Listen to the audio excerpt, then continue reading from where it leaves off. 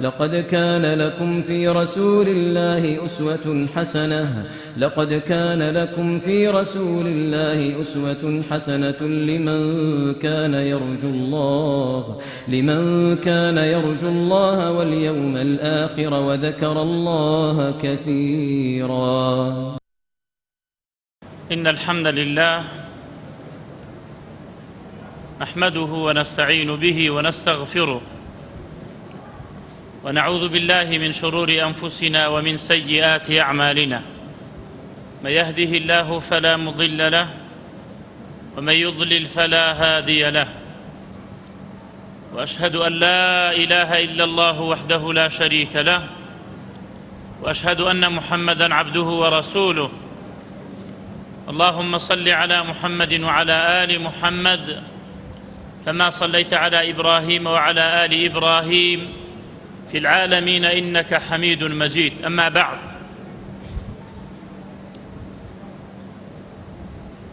لو تاركاني رابردودا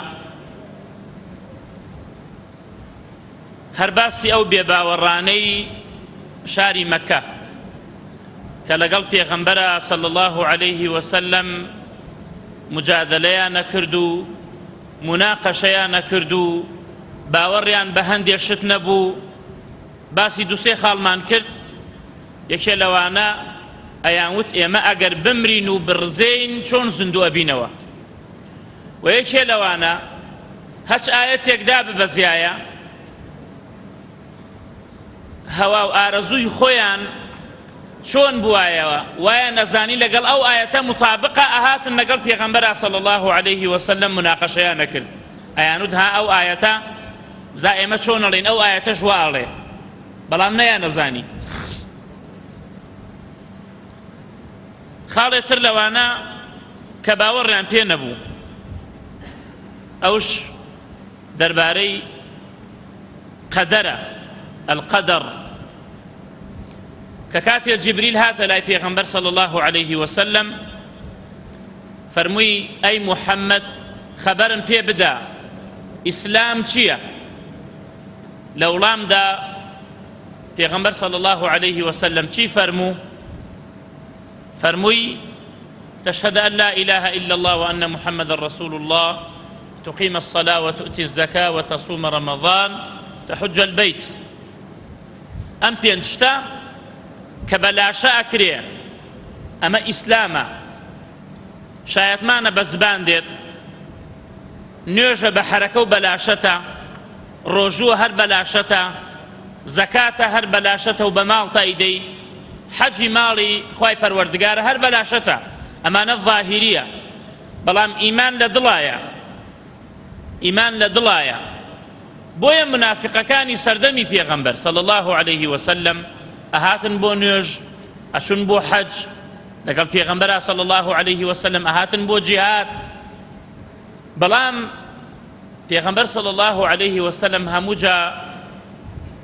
سەحابەکان من ضمنهم عومەر ڕەزای خوای لێ بێت ئەی فەرموو کاتێ ئیشی غەڵەتیان بکردایە ئەی فەرمووی پێغەمبەری خوا بدەم لە ملیان، ئەوش لە وڵامدا ئەی فەرموو نە، دوای خەڵکی ئەڵێ محەممەد ئەسحابی خۆی ئەکوژێت، خۆ منافقش بوون، بەڵام ئەی فەرموو ئەسحابی خۆی ئەکوژێت، خەڵکی وا ئەڵێ، چونکە ظاهیری ئەهاتن نوێژیان نەکرد، ئەهاتن بۆ حەج، بەڵام لە دڵەوە ئێران بوون، لە ناوەوە ئێران بوون، ڕووخاو بوون. بۆیە ئەی فەرموو خەڵکی ئەڵێت ئەمەش سەحابەیە ظاهیری، بەڵام فەرمووی خەبەرم پێ بدە دەربارەی ئیمان. فەرمووی ئیمان چییە؟ لە وڵامدا چی فەرموو پێغەمبەر صلی الله عليه وسلم؟ فەرمووی أن تؤمن بالله وملائكته وكتبه ورسله واليوم الآخر وتؤمن بالقدر خيره وشره. ئەبێ ئێمە ئیمانمان هەبێت بە قەزا و بە قەدەر، بە خێر و شەڕی. کە کاتێ عەشایەری خۆمان کە نەخوێنەوارن زۆر جا شتێ ڕوو ئەدا ئەڵێی کاکە ئەوە قەزا و قەدەری خوایە، کورە ئەڵێ کاکە حەرام ئەگەر قەزا و قەدەر وای وت بێت. ئەوە غەڵەتە، غەڵەتە، هەمووی قەزا و قەدەری خوای پەروەردگارە. کاکە ئەو خۆی نەڕۆی بۆ داوای کچەکە کەی قەزا و قەدەر وا بوو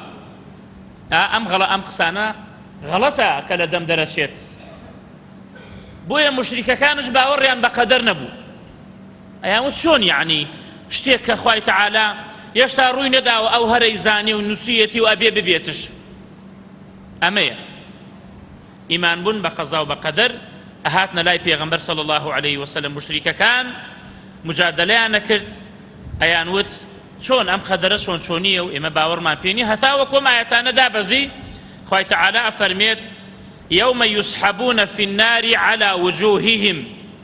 ڕۆژی قیامەت بە دەموچاویاندا ڕایان ئەکێشن لەناو ئاگردا پێیان ئەوترێ ذوقوا مەسە سەقەڕ بیکێشن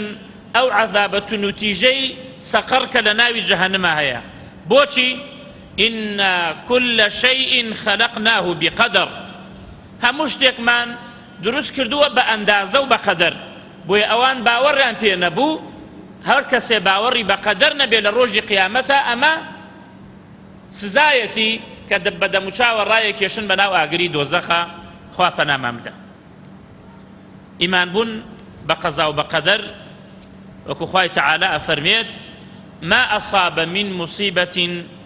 في الأرض ولا في أنفسكم إلا في كتاب من قبل أن نبرأها هیچ مصیبەتێک نایە بەسەرتانە لەسەر زەویدا لە نەفسی خۆتاندا خدا ئەفەرمێت لە کتابێکدا نووسیمانە من قبل أن نبرأها پێشەوەی دنیا خەڵق بکەین خدا نووسوێتی إن ذلك على الله يسير ئەوە لای خوای پەروەردگار زۆر ئاسانە بۆچی چونکە پێغەمبەر ئەفەرمێ صلی الله عليه وسلم خوای پەروەردگار مەقادیری هەمووی نووسی ئەوەی ڕوئەدا لەسەر ئەوەی ڕوئەدا لە دنیادا بە باش و خراپ هەمووی نووسی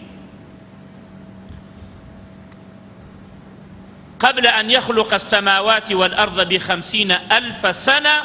وعرشه على الماء پێشەوەی ئاسمانەکان و زەویەکان خەلق بکا بە 50,000 ساڵ خوای پەروەردگار هەمووی نووسی هەتا وەکو ڕۆژی قیامەت يعني أو علمي خوايا خوا علمي بيتي وعلمي بيتي أزلي علمي أزلي أو لم دنيا يدا شي رؤدا هتا وكروج قيامت علمي بيتي خواي تعالى لدواي علمك أم جاك مشيئتي ليتي ويستي ليتي خواي پروردگار أو شتا إلا بيت بويستي خوا بيت أم جاشتك أبيت وخواي پروردگار نسويتي لپاشان دا نسويتي لە پاشاندا خەڵقێکە ئەمەیە کەس ڕەخنە لەگرێت ئەوە ڕەخنەگردنە لە خوای تەعالا کە ئەو خوا عەزیمە خەلقتی کردووە ئەوە علمی خوا بێت ئەوە زانیاری خوای تەعالا بێت بۆیە زوڵمە و حرامە و کوفرە و شیرکە عیبادەتکردنی تۆ بۆ خوا سەرف بکەی بۆ کەسێکی تری أو علمي خواي تعالى عالم الغيب والشهادة أو من دالة لزق داي كاتا بشوار مانجي كالروح أخرية بري شوار شتيبوها نسريت يكي لوانا عملكي أنسريت وشن صال أجيت وكردوي شي أكاد وجهنمية يا بهشتية صحابة فرميان أي بيغمبري خوا يتر كردوي چی بکەی ئەگەر من سورا بێتم نزیک دایکما فەرمووی ئیعملوا ئێوە کردەوە بکەن کە ئەو منداڵە لە دایکە بێت تۆ نازانی جەهەنمی یا بەهەشتیە خدا خۆی ئەزانێت لەسەر تۆ کردەوەیە لەسەر تۆ ئەوەیە لەسەر ڕێگای ڕاست بڕۆی خوای تەعالا پێغەمبەری بۆت نات قورئانی بۆت داگرت ئەمە قەزا و قەدەر ئەبێ ئیمانمان پێی هەبێت بە خێر و بە شەڕی لای خوای پەروەردگارەوە دێت بۆیە ئەوان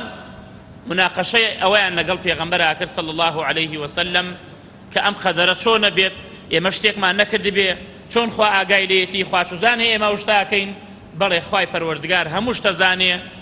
و ئەم حرەکاتانەی ئێمە ئەم دانیشتنەی ئێمە هەموو شتێک ئەزانێ خوای پەروەردگار و هەمووشی نووسیوە پێشەوەی ئاسمانەکان و زەویەکان خەلق بکا بە 50,000 ساڵ خاڵێتر لەوانە کە مناقەشە و دم بە دەمیانە کرد لەگەڵ پێغەمبەرە صلى الله عليه وسلم ئەوش دەربارەی ئەو قورئانە بوو کە ئیمانیان پێ نەبوو کە باوەڕیان پێ نەبوو ئەیان وت ئەم قورئانە چەند بەشەرێک هەیە فێری ئەکا بۆیە دوو کەس هەبوون زیرەک بوون لە علمی تەوراتە پێغەمبەر صلى الله عليه وسلم لەگەڵیاندا ئەنشت ئەیان وت ئەها ئەوەتە بەشەر فێری ئەکا بۆیە خوای پەروەردگار ئاەتی داگر فەرمووی بەشەر فێری ناکە بەڵکو لەلایەن خوای پەروەردگارەوە تا ئەم وەحیانە بۆیە وقال الذين كفروا إن هذا إلا إفك افتراه وأعانه عليه قوم آخرون فقد جاءوا ظلما وزورا بێباوەڕەکان ئەیان وت بەڕاستی ئەمە درۆیەکی زۆر گەورەیە باسیەکە ئیفکون ئیفتەرا ئەمە ئیفتراءەکە بەخوای پەروەردگارەوە هە لە خۆی واڵێمە لەلایەن خواوەتە ئەمە قەومێتر هەیە یارمەتی ئەدا بۆیە خوای پەروەردگارە فەرمێت زۆر بە تاوانێکی زۆر گەورەوە هاتن بە وتەیەکی زۆر ناشرین و گەورەوە هاتن ئەو وتانەیان وإذا تتلى عليهم آياتنا بينات أجر أو آية رونو أشكرا بخنريتو بويان قال الذين لا يرجون لقاءنا ائت بقرآن غير هذا أو أنيك باوريان بقيامتني أيان أي محمد أجر تو راسك قرآن بين غير أم قرآن أو بدل يا أوتا بدلي بكشتيكي ترمان بو بينا پیغمبر صلى الله عليه وسلم خوشويستي خوا لەوڵام دا خوای پەروەردگارە فەرمێت قل ما يكون لي أن أبدله من تلقاء نفسي من ناتوانم لنفسي خۆمەوە هیچ شتێک بێنم هیچ شتێ بکەم إن أتبع إلا ما يوحى إلي من هیچ شتێک ناتوانم إلا ئەوە نەبێ کە شوێن ئەوە بکەوم کە خوای پەروەردگار بە وەحی بۆم داگرێ إني أخاف إن عصيت ربي عذاب يوم عظيم من أترسم لعذابي خوای پەروەردگار کە شتێک بکەم خوای پەروەردگار ئەمری پێم نەکرد بێت ئەهاتنە لای پێغەمبەر صلی الله عليه وسلم ئەیان باشە ئەگەر تۆ خۆشەویستی خوای و تۆ پێغەمبەری بۆچی خوا بە یەکجاری قورئانت بۆ داناگرێ یەکجار قورئانت بۆ داگرێ خەڵاس بۆ هەجاری سوورەتێکت بۆ داگرێ بۆ هەجاری ئاەتێکت بۆ داگرێ عەزیەتت ئەدا چونکە پێغەمبەر صلی الله عليه وسلم کاتێ ئاەتەکان بۆ سەریدا ئەبەزی یعنی ئەگەر چلەی زستان بوایە لە سەرمایە ئەو عارەقیە کرد پێغەمبەر صلی الله عليه وسلم چونکە قەولێکی زۆر قورس بوو کە بۆ سەریدا ئەبەزی بۆچی خوا عەزاب تەدا با یەکجار قورئانت بۆ داگرێت وقال الذين كفروا لولا نزل عليه القرآن جملة واحدة بيكجا بابو دابزيت كذلك خوای پەروەردگارە فەرمێت ئابەو جۆرە بۆ ئەوەی دڵی تۆ بەو قورئانە دامەزراو بکەین و بەهێز بکەین كذلك لنثبت به فؤادك ورتلناه ترتيلا ولا يأتونك بمثل هەچ بەڵگەیەکت بۆ دێنن بەتەمان مناقەشەیەکت لەگەڵا بکەن بەتەمان شتێکت لەگەڵا بکەن بۆ ئەوەی چاواشەت بکەن و بۆ ئەوەی سەرت لێ بشەوێنن خوای پەروەردگارە فەرمێت إلا جئناك بالحق وأحسن تفسيرا ئێمەش ڕەدیان نەدەینەوە بە شێوەیەکی زۆر جوان دێن پرسیاری شتێکت لێکەین ئێمە ئاەتێکت بۆ داگرین جوابی ئەو پرسیارە إلا جئناك بالحق وأحسن تفسيرا خاڵێتر لەوانە ئەم بێباوەڕانە مەهانەی ئەوەیان ئەگەر لە پێغەمبەر صلی الله عليه وسلم ئەیان وت کە کاتێ ئەقڕائی کوڕی حابس و عوەینەی کوڕی حوسەین ئەفەرمێت ڕاوی ئەم فەرموودە ئەفەرمێت کاتێ ئەم دوانە هاتن پێغەمبەر صلی الله عليه وسلم لەگەڵ سەحابەکانە دانیشتو بوو چەند سەحابەیەک سوهەیبی ڕومی و بیلالی حەبەشی و عەمار و خەباب و دانیشتو بوو لەگەڵ ئەو ئینسانە فەقیرانە بەدەن ضەعیفن بێپارە و بێماڵن کاتێ ئەمەیان بینی زۆر بە کەمیان دانا ئەم بێباوەڕانە هاتن وتیان إنا نريد أن تجعل لنا مجلسا تعرف لنا به العرب فضلنا فإن وفود العرب تأتيك فنستحي أن تراك العرب مع هذه الأعبد وەفدی عەرەب دێ بۆ لای تۆ کە دێ بۆ لای تۆ ئێمەش عەرەبین و ئێمەش ناودارین تۆش لە قەومی ئێمەی ئێمە پێمان ناخۆشە کە ئەم زەعیفانە و ئەم لاوازانە لای تۆ دانشتنە ئەبێ ئەو کاتە ئێمە بانقی بین لەگەڵ تا دانشین و ئەو وەفدانە دێن کە چۆن قسە بکەین و بۆی عەرەب بزانێت خەڵکی بزانێ ئێمە قەدرمان چۆنە و شەئەنمان چۆنە بەڵام ئەمانە لە لای تۆ دانشن ئەم ضەعیف و ئەم لاوازانە ئەوە لە کەدارە بێ لە عەرەب فإذا نحن جئناك فأقمهم عنك كاتي إيما هاتين أوان دركو هلا ينسينا بل إيو برون درو كاك أمانا هاتنا فإذا نحن فرغنا فاقعد معهم إن شئت أقر كاتي إيما هل صاين للا تروجتين أمجا كيف خوت بانجي أوانا كي بعدان شن قلطا قال نعم پیغمبر صلى الله عليه وسلم فرموي بلي باش وتيان دبو من بنوسا كتابك من بو بنوسا کتابێکی هاورد بانگی عەلی کرد ڕەزای خوای لێ بێت ئەفەرمێەوە ئێمەش دانیشتو بووین ئەو سەحابانە لە زاویەک خەریک بوو کتابەکە بنووسێت جیبریل سەلامی خوای لەسەر بێت دابەزی کتابەکە چی بنووسێت کە ئەم فەقیرانە دەرکا سوهەیب و بیلال و خەباب ئەمان دەرکا وجەهای قوڕەیش بێ لەگەڵا دانشە چکە وفود دێ بۆ لای بۆیە ڕوبە ئەشعەث ئەغبەر مدفوع بالأبواب كسي واهي سرو برشلول وتوزاوي وضعيف وبيمال أدا لقابي مالك وعليه بشكم دال ديكم بدن قابي كادريت دم شاي وأجيلين پیغمبر فرمي صلى الله عليه وسلم كسي واهي أبو الشيوتا لو أقسم على الله لأبره أجر سيون بخوا بخواي پروردگار بلي يا ربي خوايا والله أبي أم زويان بو شق زويكي بو شقك والله خوايا أبي إسا كباران بباريني خواي پروردگار سيونكي ناشكني وباراني بو باريني إنساني واهية بوي أمانة بالريزن عبد الله كوري مسعود بقيداري كابو بايك هاد دايلة دجداشكي توزي برزي كرد وقاتي باريك بو صحابة دسان كرد ببيكنين فرميو بچي بيكنين وتان أي پیغمبري خوا قاتی زۆر باریکە و ئەوە فەرمووی ئەوە لە میزانی خوا زۆر قورسە ئەو کەسە بۆیە ئینسان کەس بە کەمدانە ناو چونکە ئین ئەکرەمەکم عند الله ئەتقاکم بە شێوە و بە هەیئەت و بە جلوبەرک و بە مەنسەب و بە مەسئولیەت و بەمانە نییە بۆیە ئەفەرمێت لەو کاتە جیبریل دابەزی کە خەریک بوو کتابەکە بنووسێت جیبریل سەلامی خوای لەسەر بێ دابەزی أم آياتي داقل لسورة أنعام دا آياتي 52 خوي تعالى أفرميت ولا تطرد الذين يدعون ربهم بالغداة والعشي نكي أي پیغمبر صلى الله عليه وسلم أو كسانة دربكي كوا أبارين ولا خوي پروردگار ببيانان وبأيواران يريدون وجهه لقل باران ويانا بو خوي پروردگار بإخلاصي شپارين ولخوا ما عليك من حسابهم من شيء هیچ شتێک لە ئەوان لەسەر تۆ نییە لەسەر تۆ نییە هیچ شتێک لەوان ما عليك من حسابهم من شيء هیچ شتێکی ئەوان لەسەر تۆ نییە وما من حسابك عليهم من شيء هیچ شتێکی تۆش لەسەر ئەوان نییە فتطردهم ئەگەر دەریان بکەی فتكون من الظالمين دوای لەستەمکارانە بی ئەی محەممەد صلى الله عليه وسلم ئەگەر دەریان بکەی لە تاوان باران و لە ستەمکارانە بیت ئەفەرمێت کاتێ ئەم ئاەتە دابەزی وەخوای پەروەردگارە فەرمی وكذلك فتنا بعضهم ببعض ليقولوا أهؤلاء من الله علينا من بيننا بۆیە مشریکەکان ئەوە بوو ئەمانەیە خوا ڕێزی لێیان گردا ئەلەیس الله بأعلم بالشاکرین ئایا خوای پەروەردگار زانانیە بەو کەسانی کە شکری خوا ئەکەن و کەسانێکی کە شکری خوا ناکەن ئەفەرمێت كاتي أم آية دابزي پیغمبر صلى الله عليه وسلم صحيفة كيف الردالة دستي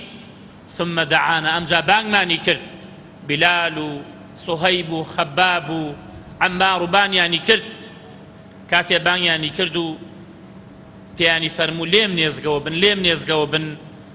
أفرمي حتى وضعنا ركبنا على ركبتي هتا وكزراني ما نا وقيزراني پیغمبر صلى الله عليه وسلم أم آية تجدا بزي وإذا جاءك الذين يؤمنون بآياتنا أي پیغمبر صلى الله عليه وسلم ئەگەر ئەو کەسانە هاتن بۆ لای تۆ ئیمانیان هەیە بە ئایەتەکانی ئێمە فقل سلام عليكم پێیان بڵێ سەلامی خواتان لێ بێت كتب ربكم على نفسه الرحمة خوای پەروەردگار نووسیوێتی لەسەر نفسی خۆی نووسیوێتی کەوا ڕەحمەت بۆ ئیمانداران بێت ئەمجا کە ئەفەرمێت کاتێ لێی نێزگە بنەوە ئەیفەرموو سلام عليكم كتب ربكم على نفسه الرحمة خوای پەروەردگار ڕەحمەتی لەسەر خۆی نووسێ واتە ئێوە ئەهلی ڕەحمەتن ڕەحمەتی خوا زۆرە پێغەمبەر صلى الله عليه وسلم پەشیمان بووەوە کە ئەم ئاەتانە دابەزی ئەفەرمێت وكان رسول الله صلى الله عليه وسلم يجلس معنا فإذا أراد أن يقوم قام وتركنا ئەگەر هەش کاتێک گەرەی بوایە هەڵسایە و بڕوایە هەڵەسا و ئەڕۆیشت ئەمجا ئاەتێکی تر دابەزی لە قورئاندا خوا فەرمووی واصبر نفسك مع الذين يدعون ربهم بالغداة والعشي ئارام بگرە ئەی پێغەمبەر صلى الله عليه وسلم لەگەڵ ئەو کەسانەیە کەوا ئەپاڕێنەوە بە بەیانان و بە ئێواران لە خوای پەروەردگار يريدون وجهه ولا تعد عيناك عنهم نەکەی پشتیان لێ بکەیت و چاویان يعني برنكيت لايانوا تريد زينة الحياة الدنيا ولا تطع من أغفلنا قلبه عن ذكرنا حابسي كري أقرع نكي بركيت لاي أوانوا اتبع هواه وكان أمره فرطا للسنور درشو أمري أوان هر لوايان كوا أمري خوا ببزينن بوشيوية أم آياتش دابزي فرمي هل مسا صبر بقرأ لقليانا بويا خبابة فرميت لقل پیغمبر دانشتين صلى الله عليه وسلم فإذا بلغنا الساعة التي يقوم فيها كاتي وقتي أو بهاتا كهل صايا لقل مانا هل ناسا أفرميت قمنا وتركنا أمجا إيما هل صاين پیغمبر صلى الله عليه وسلم من جيش حتى يقوم أمجا لپاشان دا أو هل صا بوشيوي أم ضعيفانة چيا لدورتو دانشن وقدر چيا چون بيخواشتي بنسيت شتيكي نسيبيتو اینجا ئێمە ئەنجامی بدەین چۆنە بێشتی وا بێت ئابە شێوەیە و چۆن بۆچی قورئان بە یەکجاری بۆ دانابەزێ ئەمە ئاخر محاولەیان بوو لەگەڵ پێغەمبەر صلى الله عليه وسلم بۆیە خوا فەرمێت ولا تركنوا إلى الذين ظلموا فتمسكم النار نەکەن مەیلتان بۆ لای ئەو کەسانەیە هەبێت کە زوڵمەکەن ڕازی مەبن بە کردەوەیان کەسێک زوڵمی کرد ڕازی مەبە بە ئیشی دووهەم حەزیان لە جیبریلیش نەبوو سەلامی خوای لەسەر بێت پرسیاریان نەکرد ئەی پێغەمبەر ئێمە پێنج پرسیارمان هەیە ئەگەر وڵاممان بدەیتەوە ئێمە باوەڕت پێدێنین بڵێ پرسیارەکانتان چییە ئەیان وت پێغەمبەر نیشانەکەی چییە ئەی فەرموو پێغەمبەر چاوی ئەخەوێ و دڵی ناخەوێ باش ئەمجا کە ئەیان وت ئەی کاتی ئەو مناڵە لە زەک دایکی کە کوڕە بێ یا کچە بێ چۆنە بێت ئەی فەرموو ئاوی پیاوەکە و ئاوی ژنەکە ئەگەن بە یەک ئەگەر ئاوی پیاوەکە سەرکەوت بەسەر ئاوی ژنەکەدا ئەوە ئەبێتە نێر و ئەگەر ئاوی ئافرەتەکە سەرکەوت بەسەر ئاوی پیاوەکەدا ئەو منداڵە کش دەرەچێ واتە مێ دەرەچێ سێیەم ئیسرائیل چی لە لەسەر نەفسی خۆی حرام کرد ئەی فەرموو گۆشتی حوشتر ئەمجا کایوت ئەم دەنگی بریسکەیە چییە ئەی فەرموو ئەوە مەلائیکەیە کە ئەخوڕێت ئەی فەرموو ئەی دەنگەکە چییە ئەی فەرمووە دەنگی مەلائیکەکەیە دەباشە پێنجەم شتمان ماوە وڵاممان بدەیتەوە ئیمانت تێدێنی بڵێ ئەی ئەمە کێیە کە ئەم خەبەرەت بۆ دێنێ لە ئاسمانەوە ئەی فەرموو جیبریلە ئەی فەرموو ئەیانوت نە مادام جیبریلە ئێمە باوەڕمان پێ نییە چکۆ جیبریل لە کاتی شەڕادا ئەبەزێت شەڕەکە قیتالەکە ئەگەر بوتایە میکائیل بەڕەحمەت و باراندا ئەبەزێنێ خوای پەروەردگار فەرمووی قل من كان عدوا لجبريل فإنه نزله على قلبك بإذن الله مصدقا لما بين يديه وهدى وبشرى للمؤمنين من كان عدوا لجبريل من كان عدوا لله وملائكته ورسله وجبريل وميكال أول جاء فرمي ملائكته دعاء فرمي جبريل وميكال فإن الله عدو للكافرين هركس جبريل دجمني بيت خواهي پروردگار دجمني أو كسا أبي بدجمني خواه بوي أبي همو ملائكة كان من خوش گرك بيت اتهامي پیغمبرانيان کرد و اتهامي صحابيان کرد اتهامي تابعينيان کرد هەر لەسەر دینەکەی خۆیان ثابت بوون بۆیە ئێمەی مسلمانش اتهامان بۆ کرێ و قسەمان بۆ کرێ لەم لاو لەولاوە واجبە لەسەرمان سەبر بگرین و لەسەر دینە پاکەکە و لەسەر سڵات المستەقیمەکە بەردەوام بین بەر نەکەینە دواوە سەیری ئەو کەسانە نەکەین کە قساکەن خوای پەروەردگار باسی نوحمان بۆکە قەومەکەی پێیەڵێن قال الملأ من قومه إنا لنراك في ضلال مبين وان بنوح هود سلامي خوای لەسەر بێت هود